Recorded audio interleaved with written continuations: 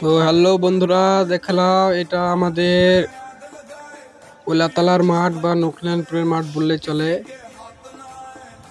বন্যার পানিতে দেখো কিরকম ভাবে গোটা বিল ডুবে গেছে। তোমাদেরকে পেছন ক্যামেরা করে দেখাচ্ছি। গোটা মাঠ ডুবে গেছে, চারিদিক তোমাদেরকে ঘুরিয়ে ঘুরিয়ে দেখাচ্ছি।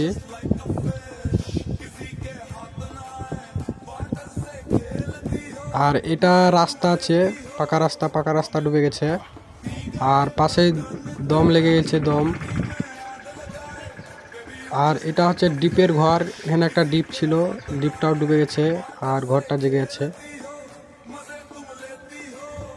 আর এই দেখেন এখানে পাটখাটি সব পাট ছাড়ালছে। আর এই জুম করছি, এখানে পানকুড়ি বসে আছে, তোমাদেরকে দেখাচ্ছি। পানকুড়ি, বহুত পানকুড়ি বসেছে, মাছ ধরে খাচ্ছে আর গাছে উঠে আরাম নিচ্ছে।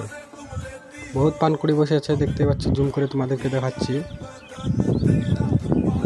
আর এখানে সব পাট ছাড়ালছে, তার পাশে দেখতে পাচ্ছ তো পানকুড়িগুলি।